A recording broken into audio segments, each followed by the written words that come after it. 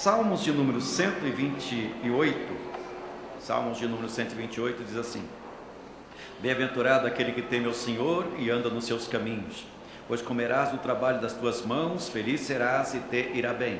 A tua mulher será como videira frutífera aos lados da tua casa, os teus filhos como plantas de oliveira à roda da tua mesa.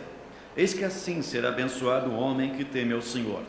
O Senhor te abençoará desde Sião, e tu verás os bens de Jerusalém todos os dias da tua vida, e verás os filhos de teus filhos, e a paz sobre Israel. Amém. Podeis tomar assento. Irmãos, o pastor Larentes me deu 4 capítulos, 4 ou 5 capítulos. Eu vou tentar aqui passar a visão desses 4 capítulos. Nós temos aqui para discorrer para os irmãos o capítulo 1, que fala dos objetivos.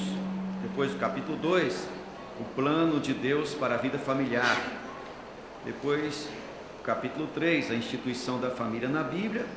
E o próximo capítulo, que fala características de uma família cristã. E parece que tem ainda um outro capítulo, porque alguns matrimônios falham, porque alguns casamentos falham. Mas, introdutoriamente, podemos dizer que refletir sobre a família, neste século de tantas distorções, é muito salutar, porque nós temos sido invadidos por conspirações do inferno para desestruturar a família. Há um bombardeio em cima da família, torpedos mortíferos estão sendo desferidos para desestruturar a família, e nós não podemos nos inclinar ao relativismo moderno, igualando-nos ao sistema antibíblico da modernidade, porque nós somos um povo, somos o povo de Deus, nós somos a geração eleita, sacerdócio real, nação santa, povo adquirido, para anunciar as virtudes daquele que nos chamou das trevas para a sua maravilhosa luz, de acordo com 1 Pedro 2, versículo 9. Essa perseguição contra a família tornou-se sistemática. Desde a queda dos nossos primeiros pais, o inimigo persegue a família, persegue diuturnamente, com o objetivo de acabar, desestruturar a família. Mas, como já dissemos, a família é uma instituição divina, criada por Deus. Embora esses torpedos, esses sistemas infernais se levantem contra a família, Deus continua preservando a família, porque a família foi criada por Deus. Desde os tempos de Jesus, por exemplo, na época dos essênios, já havia naquela ocasião, entre os essênios e algumas ramificações da filosofia, um objetivo de desestruturar a família, acabar com o casamento. Paulo até combate essa filosofia contra a família. Mas, nos tempos modernos, temos observado que começou a chamada nova modernidade. A nova modernidade começou trazendo um ponto de vista totalmente antibíblico, que traz uma descarada imoralidade. E essa nova modernidade representa uma grande parcela da sociedade que diz o seguinte, que um casal apaixonado pode ter um relacionamento sexual pré-nupcial, porque o fato de estarem apaixonados torna o ato legal. Isso não é novidade para o mundo em que estamos vivendo. Lá fora isso é normal, mas nós não podemos deixar que essa visão infernal entre na igreja. porque a igreja é um organismo vivo, embora exista a chamada instituição.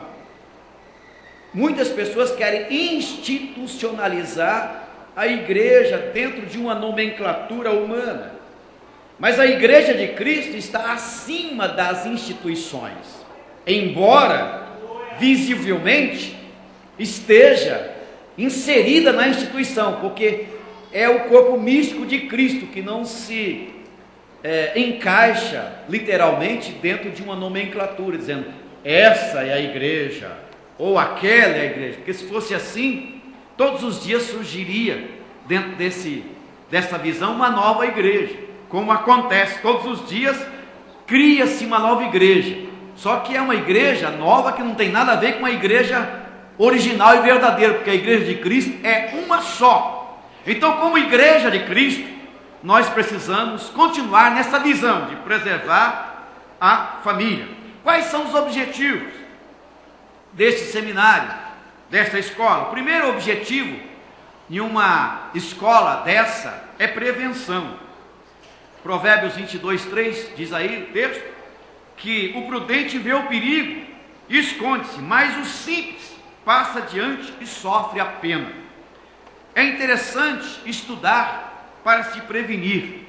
É interessante estudar e meditar para ampliar a visão, entender melhor o processo da família, a visão da família, a permanência da família, porque tudo sai da família.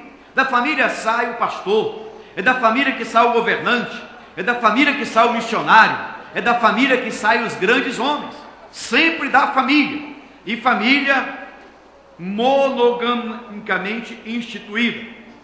Um segundo objetivo é terapia. Quando nós estudamos a respeito da família, nós identificamos alguns males, algumas inserções indevidas, algumas situações que precisam de resolução, que precisa de uma atenção especial. E quando somos bombardeados, quando somos exortados no sentido positivo, então abrimos os nossos olhos para melhorar a nossa visão familiar, como pai, como mãe, como filho, como estrutura familiar.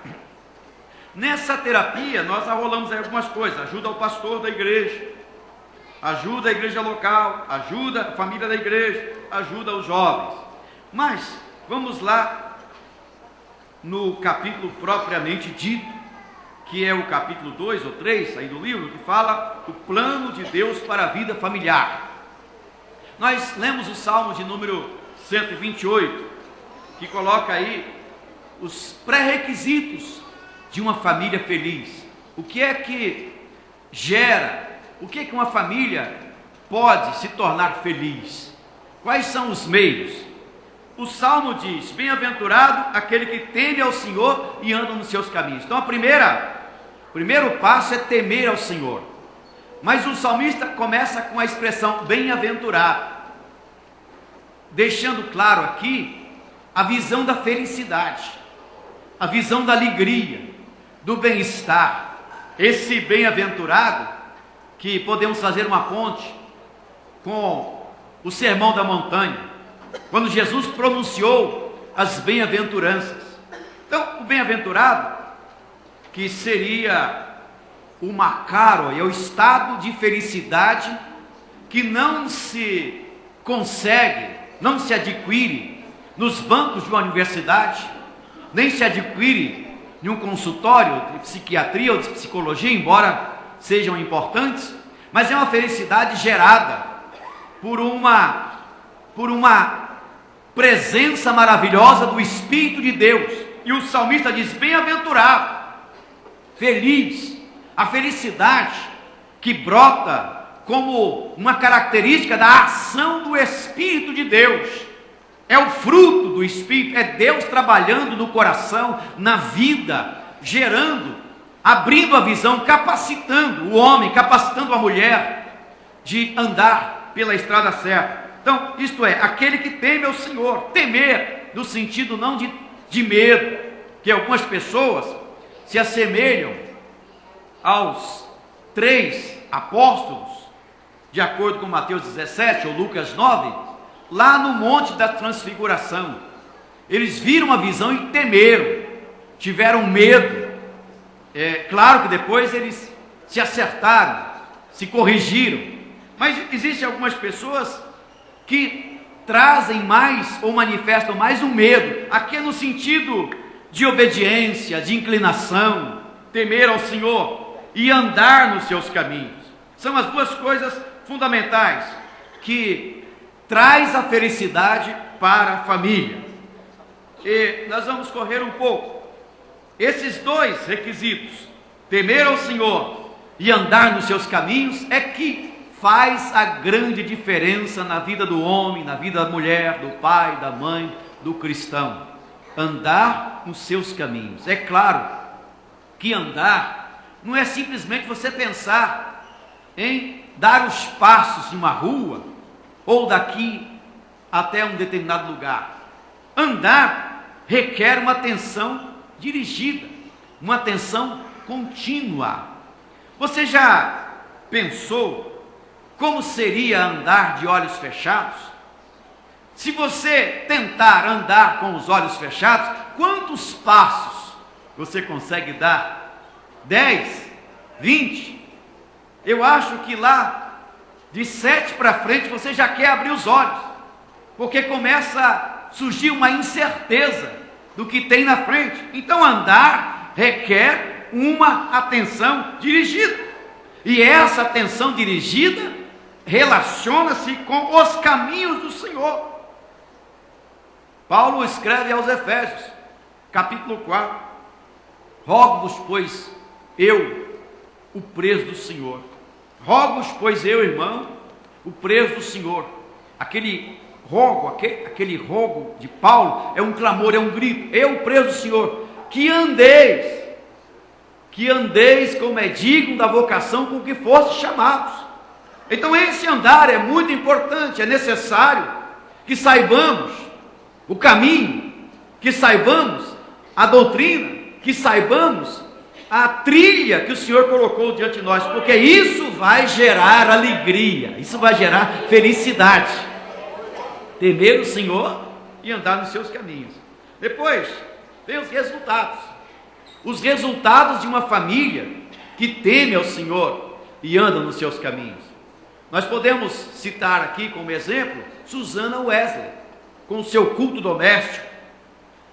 Susana Wesley, que fazia o culto e ficou marcado, da sua casa saiu John Wesley, Carlos Wesley, que até hoje, já se passaram séculos, e até hoje nós meditamos na vida de John Wesley, que disse: minha paróquia é o mundo e o meu púlpito são as praças. E os hinos de Carlos Wesley saíram de um lar cuja mãe fazia o culto doméstico, ensinava os princípios basilares da palavra de Deus. Resultado: feliz serás, quer dizer, a felicidade continua. Não a felicidade no sentido externo. Tinha um cantor antigo aí que dizia: felicidade não existe. O que existe na vida são momentos felizes. Essa é a visão do mundo, certo? Que as pessoas atrelam a felicidade a um momento passageiro. Essa felicidade é o que eu chamo de sociedade do preço, ou o valor da família na sociedade do preço. O que é isso? Sociedade do preço. A sociedade do preço é a sociedade dos rótulos.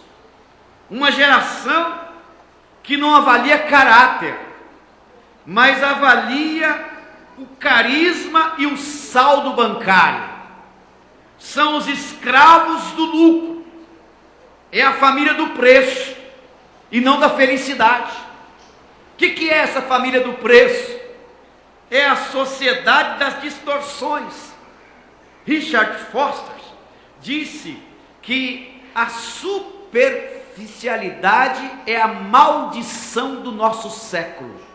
A superficialidade é a maldição do nosso século.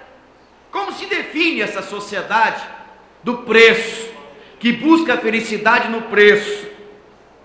A sociedade do preço acha que todo mundo está à venda. A sociedade do preço confunde família feliz com casa bonita. A sociedade do preço está distante dessa felicidade que a palavra de Deus coloca para as nossas vidas. Uma família de valor não se vende a essa sociedade do preço, e essa família de valor é a família que teme ao Senhor e anda nos seus caminhos. Feliz serás e te irá bem. Feliz serás e te irá bem. Primeiro, em relação à esposa, a palavra de Deus coloca a esposa como videira frutífera, e nós temos aí a produtividade, a prosperidade. A palavra de Deus diz que a mulher sábia edifica a casa, Provérbios 14. E essa mulher está ao lado do seu marido, ajudando-o. Jesus exaltou a mulher, enquanto outras sociedades diminuíram a mulher. Por exemplo, os muçulmanos. A mulher no mundo muçulmano dá dó de olhar para aquelas mulheres. É uma coisa absurda. E outras religiões. Mas Jesus não, ele emancipou a mulher. Ele valorizou a mulher. E a palavra de Deus aqui, já no Antigo Testamento, valoriza a mulher, aquela que ajuda o marido. Então a mulher, videira frutífera. Aleluia. Também diz aí o texto: tudo te irá bem, sucesso na vida. A prosperidade na vida do crente está relacionada com temer ao Senhor e andar nos seus caminhos. Não é fazer campanha de 4, ou de 5, ou de 10, não é ir não sei quantas vezes no monte. Quer ter sucesso na vida? Tema ao Senhor e anda nos seus caminhos. Quer ser bem sucedido? Tema ao Senhor, porque a bênção do Senhor, Provérbios 10, 22, enriquece. A bênção do Senhor enriquece, e ele ou ela não traz, não acrescenta dores. Então, tudo vai bem na vida daquele que teme a Deus e anda nos seus caminhos. Tudo vai bem na vida da família que teme a Deus e anda nos seus caminhos. Então, em relação à esposa, videira frutífera. Em relação aos filhos, rebentos da oliveira. Isso é continuidade. Os filhos trazem alegria. Os filhos trazem prazer, porque é a continuidade. Então, o grande segredo aqui é temer a Deus e andar nos seus caminhos. Aleluia. Próximo capítulo, a instituição da família na Bíblia. Aqui, amados irmãos, nós temos algumas situações interessantes.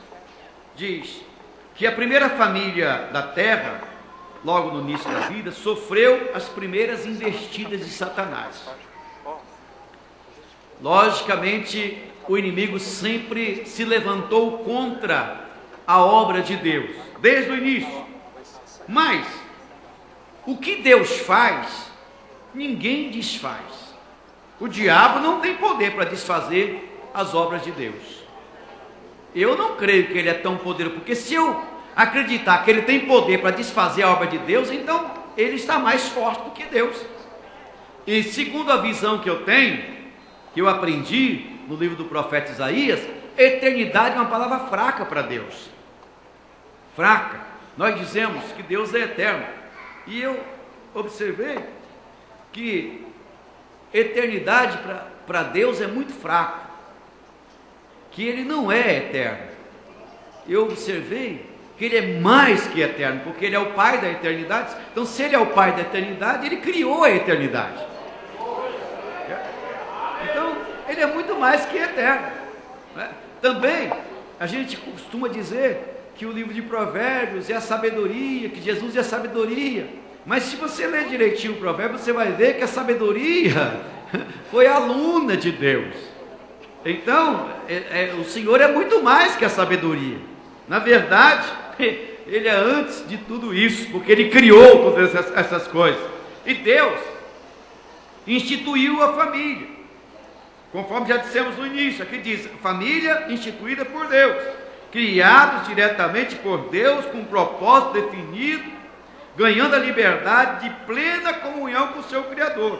Apesar do livre-arbítrio conferido por Deus, o alvo primordial de Deus era fazer do homem um adorador. Tanto é que enquanto o homem não atentar para esse detalhe, o vácuo em sua alma continua.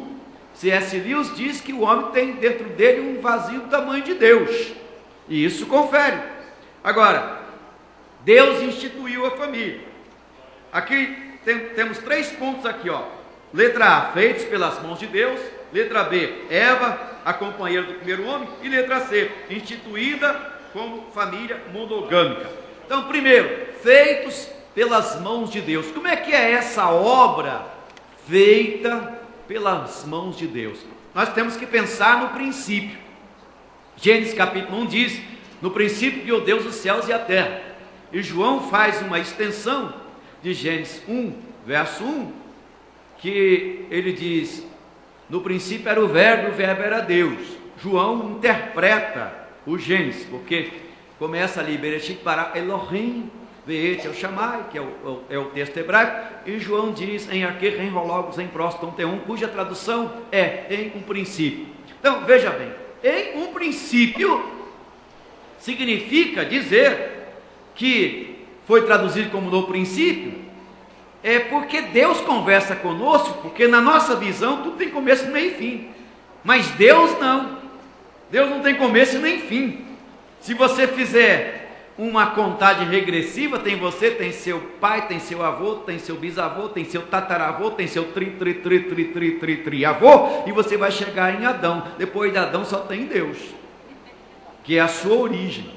Por isso que você tem liberdade de cantar: da minha pátria eu tenho saudades. Por que você tem saudade, né? Como é que você vai ter saudade de um lugar que você nunca foi? É porque a sua origem é Deus, né? Então veja a lógica. Então Deus, o que Deus fez? Deus, como um grande cozinheiro, pegou nada e temperou com o tudo. De que forma? Chamando à existência as coisas que não existiam. O verbo bará, lá do hebraico, que é a segunda palavra do hebraico, lá no primeiro versículo: Bereshit bará. No princípio, em um princípio, bará, criou, que é exatamente o ato de chamar à existência as coisas que não são. Então Deus foi chamando à existência com o poder da sua palavra. O Senhor dizia: haja uma porção seca, e de repente a porção seca aparecia. Aparece uma porção, aparecia. Produz a terra, e as coisas iam acontecendo mediante a fala de Deus. E Deus falava e as coisas iam acontecendo. Aleluia. Haja e havia, produza e produzia. Não havia rebeldia. O ato da fala de Deus já vinha com o ato criativo. Eis que, de repente, o Senhor confabulou-se consigo mesmo. Aí nós temos a visão da Trindade, Gênesis 1, verso 26. Façamos o homem a nossa imagem, conforme a nossa semelhança. Agora Deus não fala mais. Até então Deus falava para que as coisas aparecessem e iam acontecendo mediante a sua fala. Depois ele passa para o segundo passo e diz: façamos. Aí Deus começa a colocar as mãos. Ele pega o barro, amassa o barro. Ele vai dando toques aqui e ali. O barro que primeiramente veio com o poder da sua fala, agora ele coloca a mão no barro e vai trabalhando o barro. E ele vai dando um toque aqui, dando outro toque ali, faz um pezinho, uma mãozinha, uma orelhinha, um narizinho, uma boquinha. No final das contas saiu essa coisa linda que é você. Veja bem, trabalhados pelas mãos de Deus. Você é obra das mãos de Deus. Pode adorar a Deus por isso? Então veja bem, feitos pela mão de Deus. Interessante que, depois de Deus ter feito o homem, faltava ali uma adjutora, uma companheira. E o homem ainda tinha boca, mas não falava, mãos, mas não apalpava, pés, mas não andava. E o que fez Deus? Deus disse: eu vou dar vida a essa coisa linda que eu fiz. E é interessante que no final de cada obra, Deus dizia: e viu Deus que era bom. E viu Deus que era bom. Quando Deus fez o homem, Ele viu que o homem era coisa boa. Só Ele pode dizer: glória seja eu, bendito seja eu, e louvado seja eu. E viu Deus que era bom. Então Deus disse: eu vou dar vida. E Deus veio e deu vida. O que que Deus fez? Deus foi lá nas narinas do homem e fez assim, ó.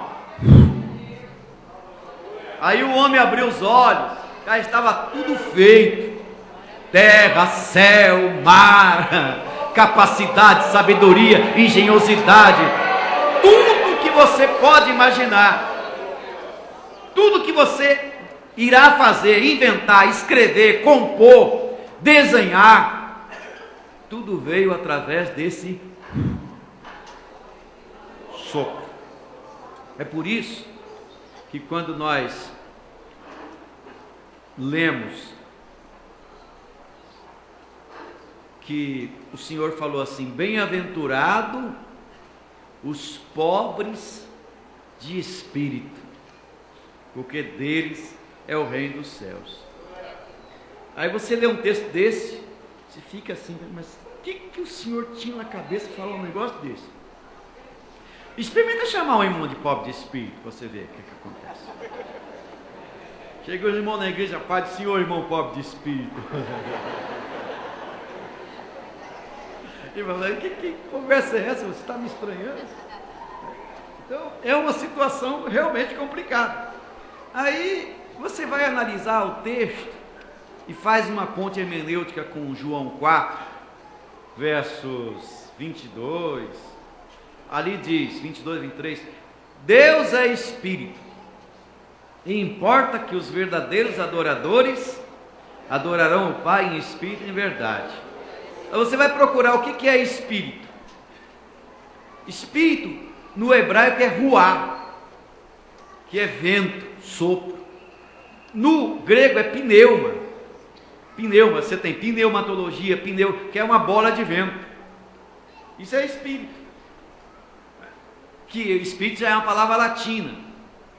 Então espírito é vento.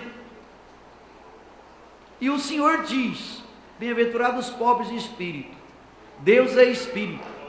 Isso significa dizer que, para entender essa questão da espiritualidade da vida, do casamento, do ser humano e da família, nós temos que observar o seguinte: lá no texto original, quando o Senhor fala bem-aventurados os pobres de espírito, está lá, ó, Macaroi, Roi, Pitokos, tu, pneumatus, Hagios pneumatus, que significa Macário, feliz, bem-aventurado, feliz, os Pitokos. A tradução disso, se você for procurar no dicionário, quem gosta de ler o grego, fazer as traduções, você vai encontrar lá a palavra da seguinte forma: Pitokos, a pessoa pobre, miserável, que vive a esmolar pelas ruas, e que, se alguém não lhe estender a mão, ele morre por falta de ajuda. Esse é o Pitokos. É um negócio difícil, né? E Jesus falou que esse tipo de pessoa é bem-aventurado. Mas só que na frente está escrito de espírito. E é exatamente aí que está o segredo. Porque o espírito que nos dá vida, que está em nós, é o sopro. E o sopro é uma fagulha, uma centelha. Nós somos o micro, ele é o macro. Então você é tão pequenino, você é tão pequeno, você é uma fagulha do sopro de Deus, você é pobre em relação a Ele, e você depende dele, assim como o mendigo depende para viver na rua, assim você depende dele. Você é pobre de espírito. Então veja que aí tem sentido essa visão da pobreza de espírito, que é uma relação de dependência. Então quando Deus fez com as suas mãos o ser humano, Ele colocou neste homem o espírito. E aí, meus irmãos, entra, claro que isso demanda de muita reflexão, que aí entra a visão da espiritualidade. Se nós atentarmos para a espiritualidade da vida, nós subimos alguns degraus no entendimento da intelectualidade, da razão, da capacidade, nós avançamos um pouco além até dos cientistas, porque nós estamos dentro de uma visão diferenciada, que é a questão da espiritualidade, coisa que nós ainda estamos engatinhando. O analfabetismo espiritual cresce, assim como o analfabetismo bíblico cresce. A pessoa sabe ler, mas não entende da Bíblia. A pessoa às vezes vem para a igreja, dá um glória a Deus, um aleluia, mas não compreende ainda da verdadeira espiritualidade. Deus colocou isso na família, para que a família compreenda a visão espiritual. Isso veio através do sopro. Por isso que o Espírito de Deus testifica não com a nossa carne, nem com a nossa mão, nem com o nosso pé. O Espírito de Deus testifica com o nosso espírito, porque nós somos seres espirituais. Então Deus enriqueceu a família com esse conhecimento. E com isso, o Senhor, depois do homem ter dado nome a todos os seres, uma capacidade extraordinária, aí Deus olhou para o homem e viu um vazio ali. Ele disse: não é bom que o homem esteja só. Deus caprichou em fazer o homem. Deus estava inspirado. Mas quando ele fez a mulher, ele estava duplamente inspirado. Duplamente inspirado. Certo? Aí Deus colocou o homem para dormir. E fez essa coisa linda, maravilhosa que é a mulher. A mulher trabalhada pelas mãos de Deus. Porque o homem pode dizer: a mulher é isso e aquilo, mas diz o Talmud que o homem que não encontrou a mulher é um homem pela metade. Um homem que não encontrou ainda sua esposa, ele é um homem pela metade. Ele só é um homem completo quando ele encontra a sua esposa. Então quando você encontra tem um pessoalzinho aí que fica dando desculpa, certo? Não, você quer ser completo, você tem que encontrar a sua esposa. E não é difícil encontrar, é só abrir os olhos. Eu costumo dizer para os meus olhos lá: abra bem os olhos antes de casar, para fechá-los todos depois.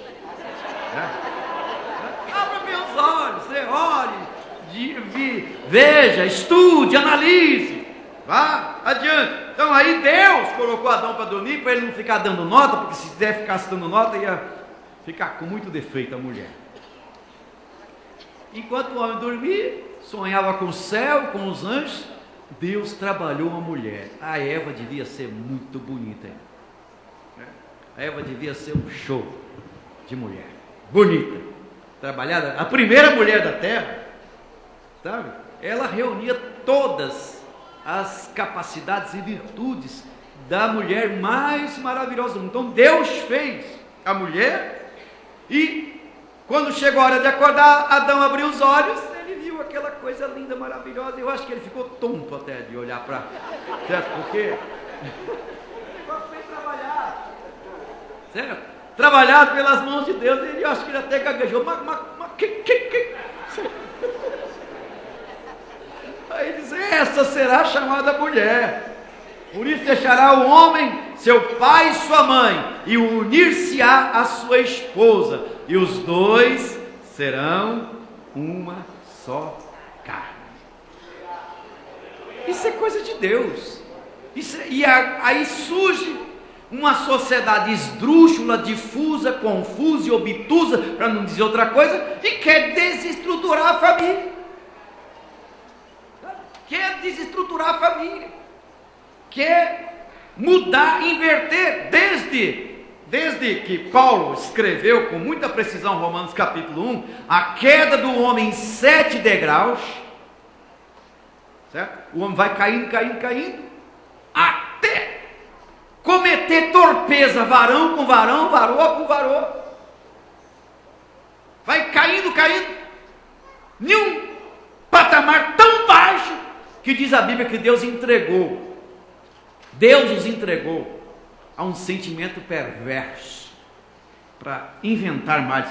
Ali diz o texto, inventores de males. É a sociedade que estamos vivendo, que quer desestruturar a família. Só gera um menino, uma menina, um homem com uma mulher. O contrário disso é confusão. Então, é o que a Bíblia nos ensina, embora nós temos que amar a todos. Veio a Eva como companheira do primeiro homem, e Deus, aqui na letra C, instituiu a família monogâmica. Embora quem estuda o Antigo Testamento, às vezes, se levar muito a sério algumas situações do Antigo Testamento, você acaba jogando pedra na luz, chamando urubu de meu louro. Porque tem umas situações no Antigo Testamento que, se você for analisar mesmo no contexto imediato, você fica pirado. É verdade. Aí a gente inventa algumas coisas, igual aquele caso do Oséias, né? E outros casos. Mas a questão é, e eu estou dizendo isso por causa da poligamia que cresceu, a poligamia desenfreada veterotestamentária que Deus tolerou. Mas Deus instituiu inicialmente a monogamia, isto é, um homem para uma mulher para um homem, porque se o homem precisasse de mais de uma mulher, Deus faria duas, faria três. Se a mulher precisasse de mais que um homem, faria dois, três, mas Deus fez um homem para uma mulher. É isso, isso é Bíblia, isso é Bíblia, o resto é confusão. Embora na própria Bíblia você encontra situações igual a Davi, por exemplo, né? Davi tinha várias mulheres, Salomão então nem se conta, mas a Bíblia diz que as mulheres corromperam o coração dele, as mulheres idólatras, né? Então veja bem, Deus instituiu a família monogâmica. Então nós temos aí sistemas familiares: monogamia, poligamia e poliandria. A poliandria é a mulher, ao invés de um homem com várias mulheres, é a mulher com vários homens. Tipo mulher samaritana, por exemplo. Mulher samaritana era especialista em roubar marido das outras. Que quando Jesus encontrou com a mulher samaritana, ela já estava no cesto. E também não era dela. Mas ela tinha um problema na sua vida, uma lacuna. Ela procurava felicidade, ela procurava ser feliz, até que essa mulher encontrou Jesus e a vida dela mudou. Tudo muda quando encontramos Jesus. Então nós temos aí, nesse tópico, família instituída por Deus, feita pelas mãos de Deus, Eva como companheira do primeiro homem, e a família monogâmica. Tópico 2, um homem e uma mulher juntos. Então aqui nós temos três coisas: companheirismo, procriação e preservação. Eu não vou me deter muito nesse capítulo aqui, porque tem um outro parecido ali na frente, mas o primeiro aqui, a questão do companheirismo. Companheirismo, o homem precisa entender, e a mulher precisa compreender, que essa comunhão, esse companheirismo, tem que crescer na vida conjugal. É necessário que, com o passar do tempo, os dois se compreendam. O namoro é apenas o princípio, porque você já pensou que o namoro de dois jovens é uma coisa incrível? Eles ficam no celular, ficam no WhatsApp, no Facebook, fica até 1 hora, 2 horas, é uma coisa tremenda, certo? E se encontram, e falam oi de manhã, e oi de meio-dia, e oi à tarde, e não sei. Depois que casa,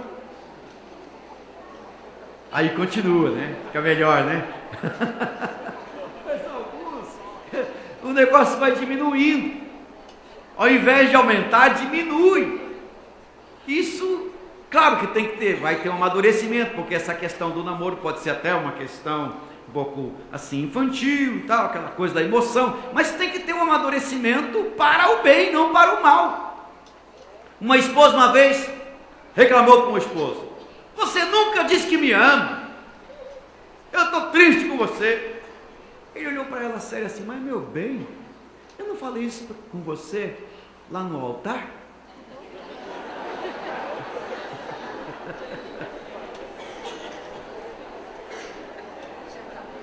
Não é só uma vez, né?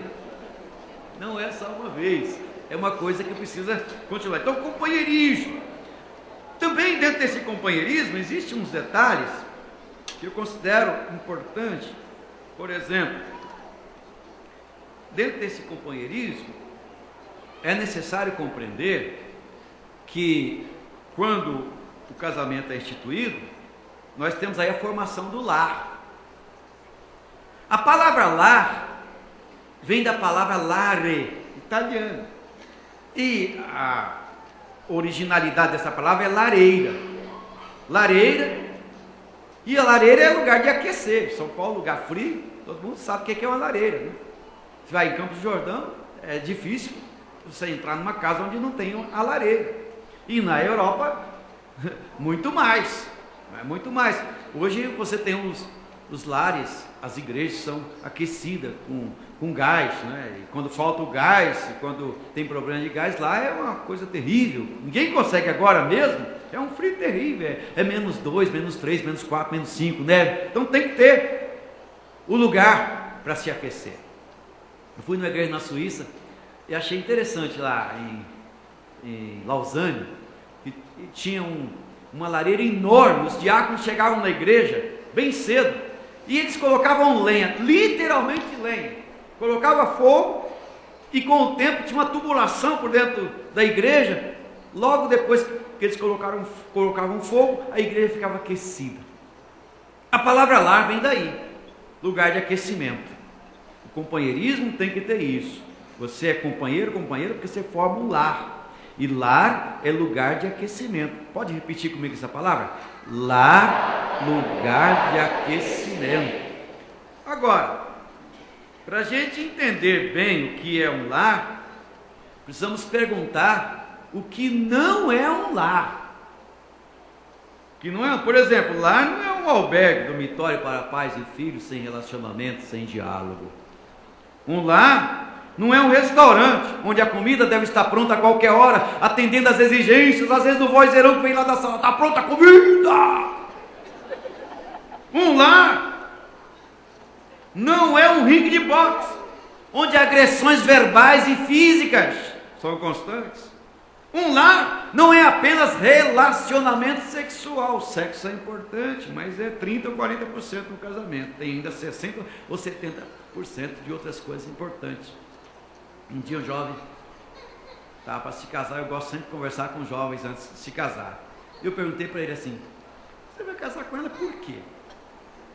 Qual é o seu interesse em casar com essa menina? Ele falou: pastor, olha o corpo dela. Eu falei: então você vai casar com o corpo dela. Você vai casar com o corpo dela. O corpo muda. O corpo muda. É interessante que eu fiz uma palestra uma vez ali em Caraguá e colocamos ali umas perguntinhas para homens e mulheres, para eles dizerem o que é um homem ideal.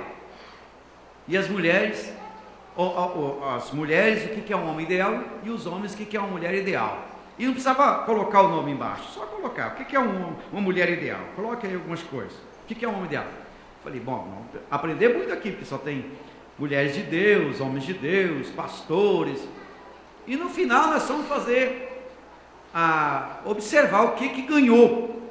Claro que tiveram coisas bonitas ali também, mas quando eu fui olhar o que os homens colocaram de mulher ideal, sabe o que saiu, que ganhou? Mulher violão. Eu falei: mano, é brincadeira um negócio desse? Brincadeira? Bom, aí eu pensei que, tem cavaquinho, tem violoncelo, tem... Tá certo. Aí eu falei: bom, vamos ver o que as mulheres colocaram. Certamente, eu estava pensando, não é que não tinha uma outra coisa, mas o que ganhou? O homem saradão. O que é o homem saradão? Camarada, aquele tipão, sabe? Homem saradão. Isso mostra o que passa na cabeça de muita gente em relação a essa questão. Esse é o problema da nossa sociedade. Então, um lar não é apenas relacionamento sexual. Um lar não é lugar de jogos, bebedeiras e práticas indecentes. O lar não é um lugar onde apenas uma pessoa assume responsabilidade. Lar é lugar de aquecimento. Isso é um lar. E dentro dessa visão de companheirismo, tem aqui também a questão da procriação, que é muito importante. Você tem a procriação, mas existe a chamada recriação também, porque o sexo é para a procriação, mas também é recreativo. Pois nós temos aqui outros princípios, que é independência e interdependência.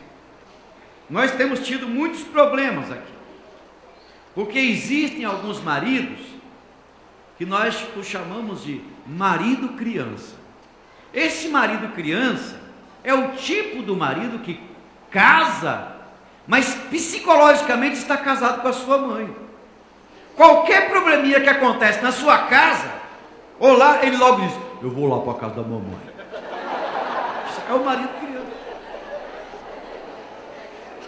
Esse tipo de marido tem gerado problemas seríssimos. Se a esposa não estiver disposta a voltar no tempo e continuar criando para que ele cresça, ela vai ter problema o resto da vida. Porque assim como tem o marido criança, também tem a mulher adulta com mentalidade infantil. Ela é grande, só tem corpo, mas cabeça de criança. Ela ainda preserva a bonequinha dela, as coisinhas que ela brincava quando era. Então, são detalhes, são problemas. Isso são problemas de neuroses que precisam de tratamento. E essa independência, isso não significa que você não vai continuar amando seu pai e sua mãe. Mas espera aí, meu filho. É claro que eu estou falando para uma sociedade, nós vivemos uma sociedade, melhor dizendo, que às vezes não propicia, não tem condições para isso, mas não fica a vida inteira na aba do pai e da mãe, pelo amor de Deus. Hoje nós estamos vivendo um tempo difícil. Eu, quando tinha 7 anos, eu fui educado no Cabo da Enxada. Quando eu tinha 8, 9 anos, 10 anos, já tinha uma avenida de cara, que eu passava a mão aqui, eu arranhava minha cara, meu rosto, com calo da enxada. Isso não me diminuiu nada. Com 10 anos eu trabalhava no garimpo, lá no Espírito Santo, naquelas montanhas lá, ia para o garimpo, buscar cristal, andaluzita, água marinha. Não fiquei rico, sabe? Mas umas pedrinhas eu achava. Ajudava meu pai. 12 anos, 13 anos vim para São Paulo. Com 13 anos já tinha carteira assinada. Hoje, o camarada está com 20 anos. Pai, me dá um dinheiro aí. Isso é um problema sério isso aí. Alguma coisa errada nessa nossa sociedade, com essa nova modernidade. E isso faz o quê? Isso gera esse tipo de situação que nós estamos vendo hoje em dia. Então veja bem, continue amando seu pai e sua mãe, mas agora você constituiu uma nova família, é você e sua esposa, e é aí que forma um novo lar. Então essa desvinculação física é importante. E temos aqui também a questão da interdependência. No casamento, o homem se une à sua mulher. O verbo unir, empregado em Gênesis 2:24, tem um sentido de apegar-se a alguém pelo afeto, lealdade. É a mesma palavra hebraica usada para denotar afeição e lealdade que os israelitas deviam ao Senhor. Ao unir-se o homem à sua mulher, ele demonstra disposição em seguir, em avançar. Isso é, seguir o outro, estar junto, apegado. E, em terceiro lugar, intimidade. A intimidade do casal. Nós não podemos abrir muito esses tópicos, porque não é um seminário para casais, é para família. Mas a intimidade do casal é uma coisa dele. A intimidade de um casal não pode sair do seu quarto. A intimidade é lá, é fundamental porque às vezes a gente encontra pessoas em certos comentários, sabe, trazendo à tona coisa da sua intimidade. Não, a intimidade de um homem, de um marido, do marido para com a esposa, é uma coisa deles, é inviolável, é deles. Não, ninguém precisa ficar sabendo da sua intimidade, é uma coisa sua e da sua esposa. Próximo capítulo: características de uma família cristã. Estou resumindo aqui, porque é muita coisa. E características de uma família cristã. Aqui entra a questão da espiritualidade. E dentro dessa visão da espiritualidade, aqui diz: a felicidade da sociedade, o êxito da igreja e a prosperidade da nação depende das influências domésticas. Então, é lá no lar que se forja o caráter, é lá no lar que se gera os grandes homens e as grandes mulheres. Então, assim deve ser a vida espiritual de um casal, é plantar.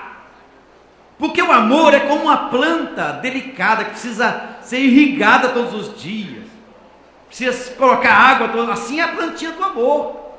Põe um pouquinho de água hoje, um pouquinho amanhã, e dessa forma o amor vai crescendo e vai florescendo, porque você está plantando, e se você planta, você colhe. No casamento, na vida familiar, você não pode ficar esperando, só esperando. Plante hoje, plante amanhã, plante depois da manhã, porque à medida que você for plantando, você vai colher. Agora, se você não planta, você não colhe. E a espiritualidade é isso. Você vai plantando. Você começa a plantar através da sua vida de oração, por exemplo. Lá em Lucas capítulo 15, nós temos 3 parábolas, que é o capítulo dos achados e perdidos. Mas tem uma parábola ali, quando Jesus fala da mulher que perdeu a moeda dentro de casa. É o versículo 8 ao versículo 10. Diz o texto que a mulher tinha 10 dracmas, e de repente ela percebeu que perdeu uma dracma, perdeu uma moeda dentro de casa. Tem muita gente perdendo dentro de casa, sabe, o meu amor, minha querida, o abraço, a consideração, essas coisas, que se a gente não tomar cuidado, isso pode acontecer com todo mundo. Você vai perdendo essas coisas, com o tempo você vai perdendo. E essa mulher perdeu, tinha 10 dracmas, perdeu uma. Diz a história que aquelas moedas poderiam representar a economia daquela mulher durante toda a sua vida. E também dizem alguns comentários que elas faziam ornamento para cabelo com aquelas moedas. E tem um outro comentário que eu vi, que tem uma possibilidade de que aquelas moedas estavam relacionadas ao símbolo, à fidelidade do casamento, assim como o símbolo que nós temos hoje desse anel que a gente chama de aliança. Aquelas moedas tinham alguma coisa hoje parecida com a nossa aliança, porque quando você vê uma pessoa com aliança no dedo, isso já diz aqui, ó, eu estou casado, estou comprometido, entendeu? Agora, se o camarada é casado, não usa aliança, porque isso não é só na nossa sociedade, não, é em toda a sociedade. Eu tenho andado por aí em vários países, todos usam aliança. Agora, quando a pessoa não usa aliança, ou tem problema de alergia no dedo, ou, sei lá, tem alguma coisa, né?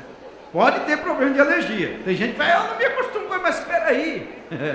Para se acostumar com a vida de casado também, não é de um dia para o outro não, porque não tem só flores, não. As flores, nós temos mas as flores também têm espinhos. Dizem que as mulheres são igual a abelha. A abelha tem mel, mas tem ferrão. Isso é certo? Então, um crítico dessa situação disse em uma ocasião: quem entende as mulheres? Elas são belas, maravilhosas, elegantes, atraentes, irritantes e confusas, tudo a um só tempo. Choram quando estão felizes, entusiasmam-se com qualquer expressão de carinho, irritam-se com a linha de raciocínio do homem. O homem, por exemplo, que tratar sua esposa como trata seus amigos, fracassa no casamento. Porque homem não tem nada a ver com mulher. Olha, irmão, mas Deus fez um ser tão diferente do homem, mas tão diferente, talvez mais diferente do dia para a noite. E esse ser diferente foi a mulher. Muito diferente do homem. A linha de raciocínio da mulher é totalmente diferente da linha de raciocínio do homem. E esses dois, um não fica sem o outro. É uma coisa incrível. O positivo com o negativo. Bom, então, essa mulher que perdeu as dracmas, o que ela fez?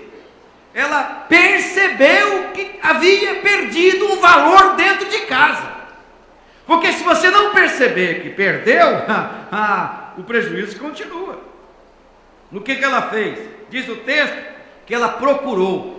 Eu vi ali no grego a palavra epimelos, que significa aprofundar, esmiuçar, querer achar. É ter desejo de encontrar o que se perdeu, porque tem gente que não tem desejo. É igual o cara, a pessoa que está procurando emprego, mas ele não tem desejo de trabalhar. Aí ele levanta meio-dia para procurar emprego. O emprego está para lá, ele vai para lá.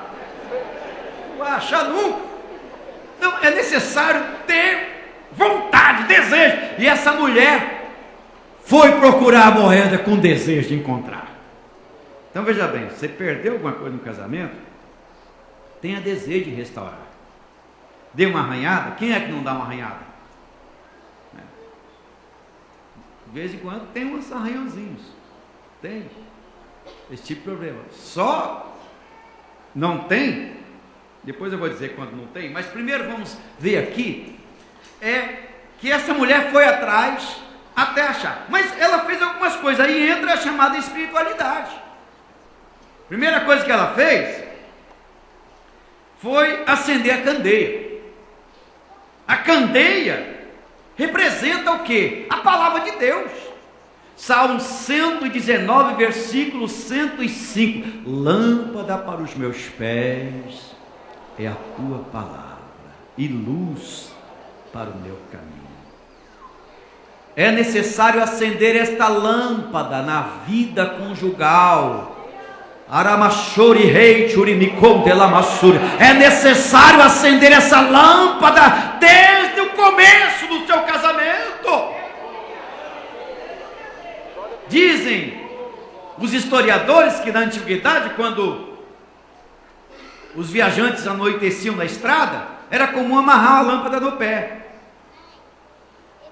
Na verdade, a lâmpada era uma lamparina. Eu conheci a lamparina.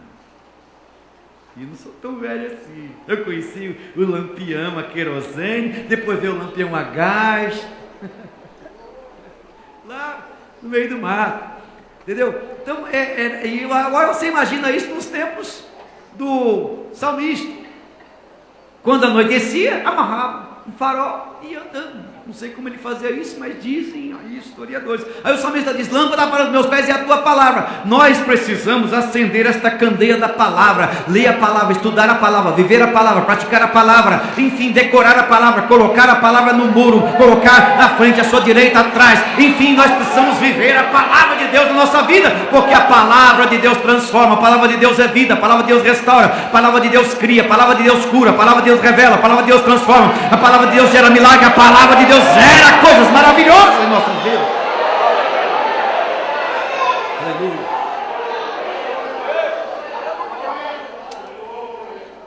Eu digo sempre lá na igreja: considere perdido o dia em que você não leu a Bíblia. Considere perdido o dia em que você não leu a Bíblia. Podem repetir comigo? Vamos lá?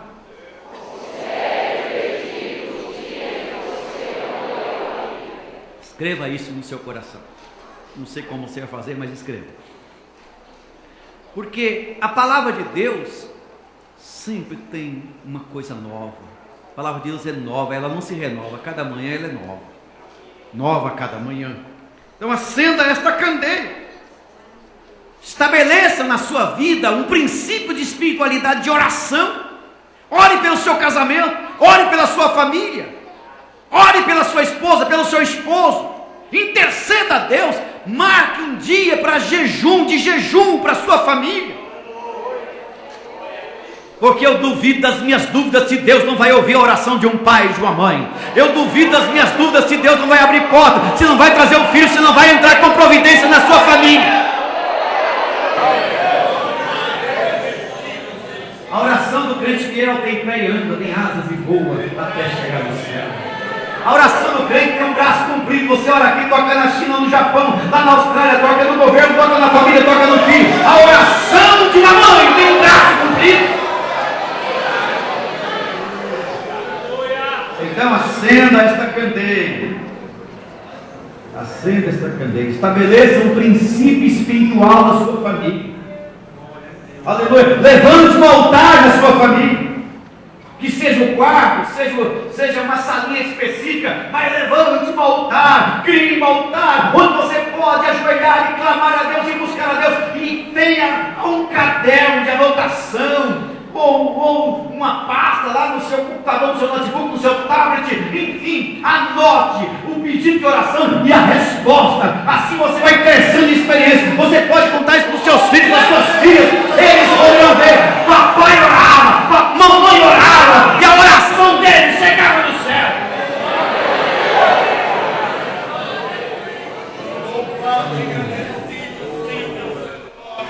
Acenda a candeia. Acenda a candeia. Nunca deixe a candeia apagar na sua casa. A segunda coisa que a mulher fez, eu já tenho que terminar, foi usar a vassoura. Para que serve vassoura? E isso significa o quê? No lado espiritual, o que significa isso? Hermenêutica. O que é isso? Cadê os estudantes aqui de Bíblia que estuda hermenêutica, exegese? Isso representa santificação, limpeza, santificação. Seguir a paz com todos e a santificação, sem a qual hoje em dia, a coisa mais difícil que tem é você ligar um programa de rádio e ver, oi, vamos estudar sobre santificação. Uma palavra sobre santificação, é difícil. É complicado. Tem muitas instituições que eu nem vou chamar de igreja que estão correndo. Eu escrevi um texto intitulado De Volta à Cruz de Cristo. O pastor Larente estava conversando comigo agora, um pouquinho antes, a respeito das pessoas que estão tirando a cruz do Evangelho.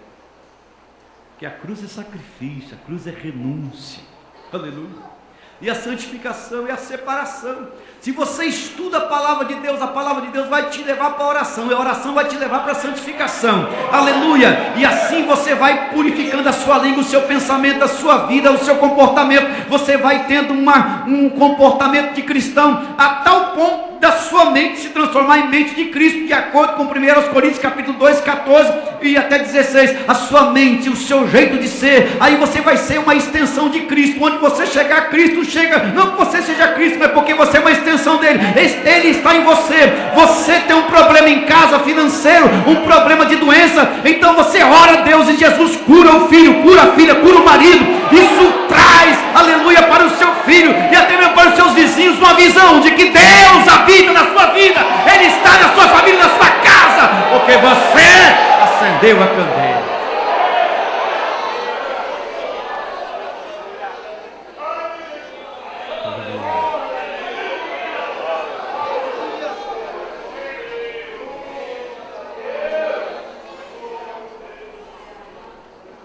Fé mútua no Senhor. Fé mútua.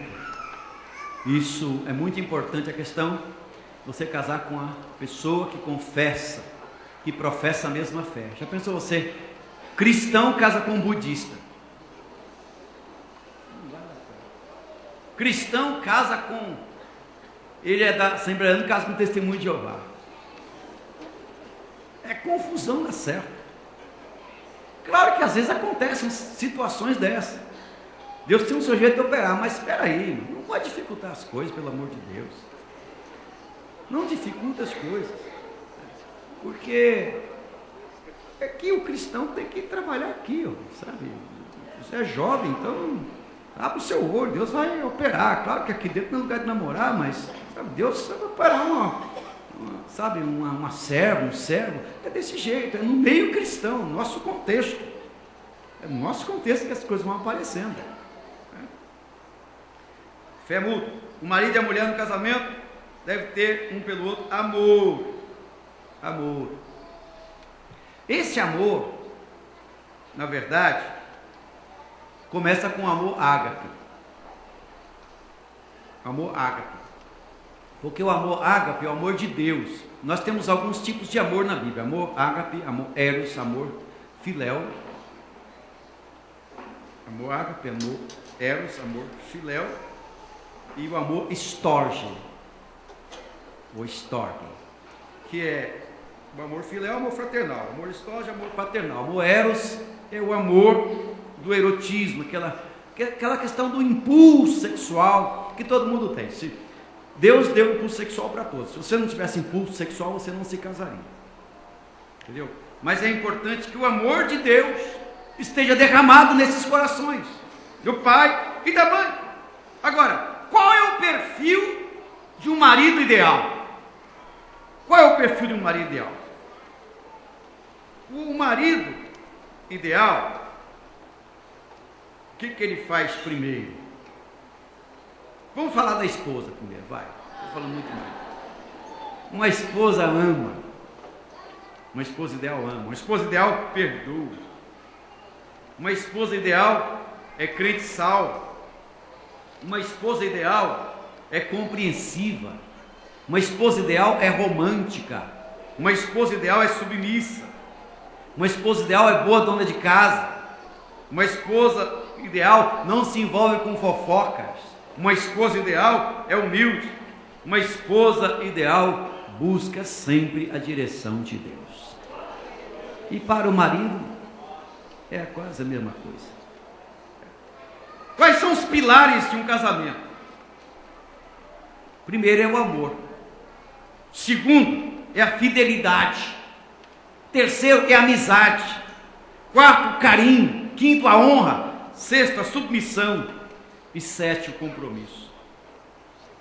Então são detalhes fundamentais que precisam estar na vida. Mas veja bem, eu falei da esposa ideal, não fica bem não falar do marido. Então, o marido ideal ama, o marido ideal compreende, o marido ideal perdoa, o marido ideal é convertido, o marido ideal é romântico, o marido ideal é sincero, o marido ideal é cavalheiro, o marido ideal é trabalhador, o marido ideal é honesto, o marido ideal é fiel. São coisas básicas de um casamento. Bom, irmãos, depois tem aqui o ser, uma família cristã é aquela na qual o marido e mulher estão cheios do Espírito Santo. Aqui entra o ato de buscar a presença de Deus. Nós, como crentes assembleanos, devemos continuar a ensinar os nossos filhos a buscar o batismo no Espírito Santo. Buscar batismo no Espírito Santo, porque está surgindo uma classe de assembleanos modernos que acha que não é mais necessário buscar o batismo no Espírito Santo, que não é mais necessário, aliás, o batismo no Espírito Santo não precisa ser necessariamente com a evidência de falar em línguas, assembleanos modernos. Eu não aprendi assim. Então, ser cheio do Espírito, buscar. Efésios capítulo 5, verso 18 diz: não vos embriagueis com vinho em que há contentas, mas enchei-vos do Espírito. A palavra lá é alapleruste no grego, cuja tradução literal é ide-vos enchendo. Encha-se hoje, mas amanhã encha de novo, certo? Não seja, não tenha, viva uma visão calvinista do batismo no Espírito Santo, porque Calvino ensinou que uma vez salvo o coração, e às vezes nós assembleanos pensamos, uma vez cheio para sempre. Errado.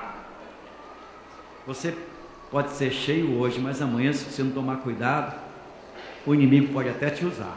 Então, conserve a chama do Espírito na sua vida. Aleluia. Comece isso na família. Glória a Deus. Família cristã procura educar os filhos na disciplina e na admoestação do Senhor. Aqui entra o princípio pedagógico. O princípio pedagógico fundamental para a vida cristã, a vida familiar. Aquele princípio peripatético, que é o pai que anda com o filho, dentro do sistema de educação antiga. Você anda com o filho e vai ensinando o filho. Jesus fazia isso. Jesus não marcava, tal dia vai ter um estudo lá no céu, não. As coisas iam acontecendo nas suas caminhadas, nas suas caravanas. Não tinha nada marcado, mas dentro da presença de Deus estava assim. Alguém lhe perguntava uma coisa, daí saiu uma aula. Alguém estava enfermo, daí saiu uma aula. Ele ia o tempo, daí saiu uma aula. Por onde Jesus passava, ele estava lecionando, dando aula. Assim tem que ser o pai com o filho. Por onde ele passar, seja um professor. Seja um professor, um educador do seu filho ou da sua filha. Bom, irmãos, eu vou terminar. Fica aí esse capítulo aí. Por que alguns matrimônios falham? Porque não dá mais tempo. Mas eu quero contar duas histórias aqui para encerrar. Porque eu sei que os irmãos vieram de longe. E hoje é quarta-feira ainda. No meio da semana. Duas histórias. Uma história do marido que apavora a esposa. E uma outra história de uma esposa que ganha pelo amor. Eu vou contar primeiro a história da esposa que ganha pelo amor. Uma jovenzinha se casou e dirigiu-se ao seu marido e falou assim: olha, eu tenho aqui uma caixinha e eu gostaria que você nunca abrisse essa caixinha, a não ser que eu estivesse junto. Ele falou: pois não, meu amor, nunca vou abrir essa caixinha, a não ser que nós dois estivéssemos juntos. O tempo passou, ficaram 50 anos juntos. Um dia ela ficou doente, foi para o hospital, parecia que ela não ia voltar. E o marido, correndo, amava a esposa, e disse: meu amor, o que está acontecendo? E aí ele lembrou da caixinha. Aquela caixinha que eu nunca vi o que tem dentro dela. Ela disse: vai lá e pega a caixinha que nós vamos abrir juntos aqui, e nós vamos ver o que tem nessa caixinha. Ele foi lá e não abriu a caixinha. Se fosse eu, abria, mas ele não abriu, certo? E levou a caixinha lá. Quando abriu a caixinha, para sua surpresa, tinha duas bonequinhas de crochê dentro da caixinha. Ele olhou para ela assim: mas meu Deus, esse segredo todo com duas bonequinhas de crochê, não entendi isso. Ela diz: a minha avó me ensinou que todas as vezes que eu ficasse com raiva de você, eu fizesse bonequinha de crochê. Ele olhou, tinha só duas. Eu falei: meu Deus, essa mulher é um anjo, que eu fiz tanta raiva com essa mulher. Mas abaixo, aí resolveu, se beijaram, meu Deus. Aí tinha lá uns 70, 80 mil dólares. Ele falou: mas e esse dinheiro aqui? O que aconteceu? Você guardar todo esse dinheiro? Eu ganhei vendendo bonequinha, $2 cada um. Então, o amor daquela mulher estava além dos limites. Amor, sabe? Fazer bonequinha de crochê. Então essa é a mulher que ganha pelo amor. Mas eu tenho uma outra história triste. Essa história, eu estava buscando ilustrações, né? E encontrei uma que eu achei assim muito interessante. O jornalista foi entrevistar um casal que já estava casado há 50 anos e nunca tinha brigado. É difícil você encontrar um casal que está junto 50 anos e nunca teve assim um bate-boca, né? Porque a palavra de Deus diz que o homem tem que amar a mulher como Cristo amou a igreja. Eu estou para encontrar um homem que ama a sua esposa como Cristo amou a igreja. Até hoje não encontrei nenhum. Será que tem alguém aqui que ama a sua esposa como Cristo amou a igreja? Você já levantou a mão? Só pela metade. Bom, mas vamos à história. O jornalista foi perguntar: mas nunca brigou? Ela disse: olha, é o seguinte, quando nós nos casamos, meu marido era muito pobre, e a única coisa que ele tinha para a gente sair com a lua de mel, ele tinha uma eguinha e uma carroça. E nós fomos para a lua de mel na carrocinha, com a eguinha puxando a carrocinha. Aí nós nos casamos, sentamos ali e fomos embora. Lá na frente, a égua tropeçou. Aí ele desceu, consertou o pezinho da égua e falou: Aí, voltamos, subimos ali e fomos embora. Lá na frente a éguinha tropeçou de novo. Ele desceu, consertou o pezinho da éguinha e falou: 2. Subimos, fomos embora. Lá na frente, como é que a égua atravessou de novo? Ele desceu, abriu um baúzinho que tinha atrás, tinha uma espingarda, deu 3 tiros na cabeça da égua. A égua morreu.